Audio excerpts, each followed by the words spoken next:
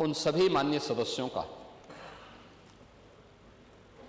सत्ता पक्ष के भी और विरोधी पक्ष के भी, जिन्होंने इस पूरी चर्चा में भाग लिया। लगभग 187 माननीय सदस्यों ने नेता विरोधी दल समेत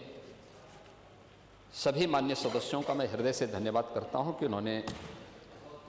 बहुत रुचिपूर्ण तरीके से इस पूरी चर्चा की गंभीरता के साथ साथ इसे रोचक भी बनाया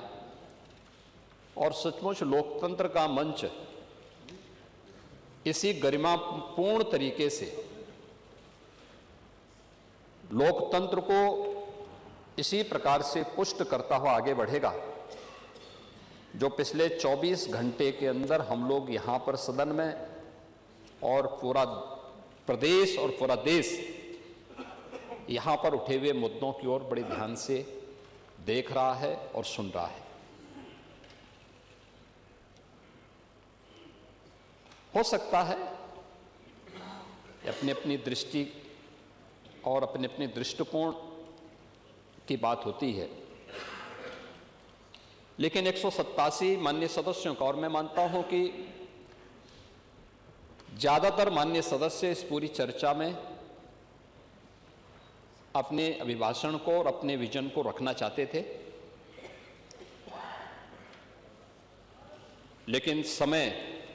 की सीमित संभावनाओं को, और चूंकि चर्चा को हमें आगे बढ़ाना था, अभी हमें इससे संबंधित जो व्यापक रणनीति आगे बनानी है और समाज से जुड़े हुए सभी स्टेक होल्डर्स के पास हम जाएंगे, उन सब से चर्चा परिचर्चा करने के बाद एक विस्तृत चर्चा के लिए और अलग अलग सेक्टर वाइज जिन मुद्दों पर आज हम चर्चा करने जा रहे हैं, इसको लेकर के फिर हम लोग फिर सदन में आना चाहेंगे कि वास्तव में ये कल्पना से परे है कि सदस्य रुचि लें और इस महत्वपूर्ण चर्चा में भाग लें, लेकिन ये उन लोगों की आंखों को खोलने वाला है जो विधायिका पर और सदस्यों के आचरण पर उंगली उठाते हैं कि नहीं, प्रदेश के लिए या देश के लिए जब भी आवश्यकता पड़ेगी हम सभी अपना योगदान देंगे। इस चर्चा ने पिछले 24 घंटे के अंदर ये साबित किया है, इसलिए मैं भाग लेने वाले और इसमें श्रोता के रूप में भी बने हुए सभी मान्य सदस्यों का और विशेष रूप से नेता विरोधी दल का हृदय से धन्यवाद करता हूं। महोदय, उत्तर प्रदेश की जब हम बात करते हैं तो उत्तर प्रदेश केवल देश की एक सबसे बड़ी आबादी का राज्य ही नहीं है, यह भारत की आध्यात्मिक और सांस्कृतिक विरासत का प्रतिनिधित्व करने वाली देश की एक प्रकार की ऊर्जा का केंद्र बिंदु भी है। भारत की ऊर्जा का केंद्र बिंदु है जो भारत की आध्यात्मिक और सांस्कृतिक नेतृत्व को अपने यहां से प्राचीन काल से ही देता रहा है। और इसीलिए जब ग्लोबल इन्वेस्टर समिट में यहां लखनऊ में 2023 में उसके उद्घाटन समारोह को संबोधित करते हुए आदरणीय प्रधानमंत्री जी ने जो बातें यहां पर कही थी, उन्होंने इस बात को कहा था कि आज उत्तर प्रदेश एक आशा है,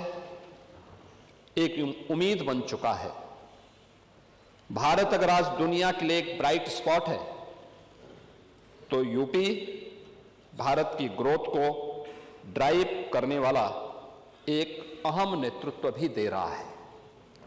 ये आदरणीय प्रधानमंत्री जी के विचार थे जो उत्तर प्रदेश ने इस दौरान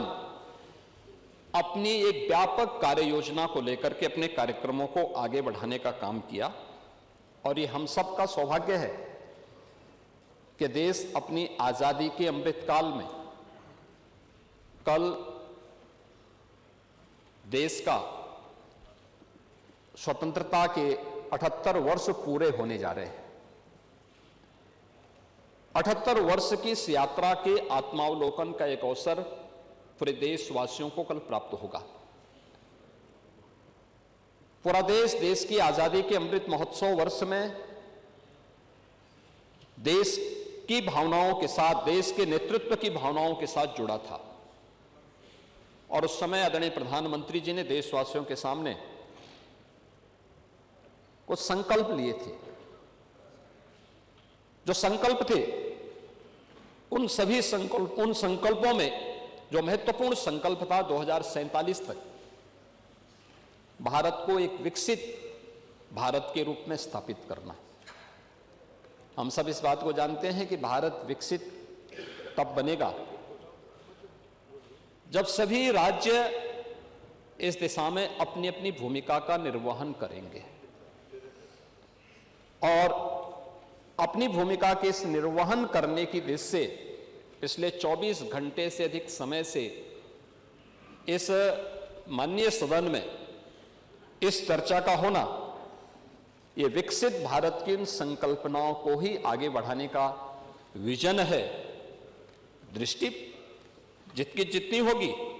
वह उतना ही बोलेगा। और उन स्थितियों में जब यहां पर हम चर्चा करेंगे तो मैं माननीय सदस्यों के द्वारा जो मुद्दे उठाए गए थे उन मुद्दों पर भी बोलने का प्रयास करूंगा। लेकिन मुख्य रूप से अगर हम देखेंगे कि यहां पे जो चर्चा हुई, मुझे बहुत अच्छा लगा, क्योंकि मैं कई अवसर पर इस पूरी 24 घंटे की चर्चा का हिस्सा बना रहा हूं और मैंने इस बात को देखा है कि सभी माननीय सदस्य, वह सत्ता पक्ष के हों, विपक्ष के हों या अन्य जो भी माननीय सदस्य थे, सभी लोगों ने इस पूरी चर्चा में रुचि ली। कुछ सदस्यों ने रात भर जग करके भी इस चर्चा को और गंभीरता प्रदान की और इस पूरी चर्चा का भाग लेकर के इस पूरी चर्चा की ओर देश का ध्यान भी आकर्षित किया है। भारत विकसित होगा, क्या उत्तर प्रदेश को इस विकसित भारत में अपना योगदान नहीं देना चाहिए? क्या उत्तर प्रदेश विकसित नहीं होना चाहिए? देश की प्रति व्यक्ति आय अधिक हो, क्या उत्तर प्रदेश की प्रति व्यक्ति आय अधिक नहीं होनी चाहिए? देश में खुशहाली हो तो देश की सबसे बड़ी आबादी का नागरिक क्या उस खुशहाली का हिस्सा नहीं होना चाहिए? और इस दिशा से इस पूरे कार्यक्रम को हम लोगों ने दो भागों में बांटने का प्रयास किया है। एक 1947 से 2017 तक क्या हुआ, इन 75 वर्षों में, इन 70 वर्षों में हम लोगों ने क्या अचीव किए, और 2017 के बाद आज की जो यात्रा है अगले 30 वर्ष की,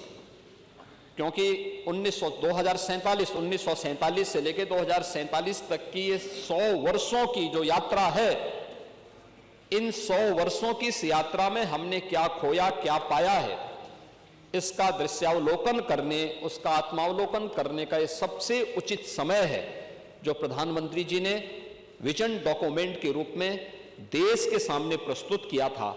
और उसी विजन डॉक्यूमेंट से अनुप्रेरित होकर के उत्तर प्रदेश आज इस विजन डॉक्यूमेंट की प्रारंभिक चर्चाओं को अपने यहां आगे बढ़ाने का काम कर रहा है। जहां भक्ति है हर शब्द में, कथाओं में छुपे हैं दिव्य रहस्य और ज्योतिष देता है जीवन को दिशा। धर्म से जुड़ी हर बातों को जानने के लिए हमारे चैनल स्तुति को सब्सक्राइब करें। चैनल पर जाने के लिए इस लिंक पर क्लिक करें।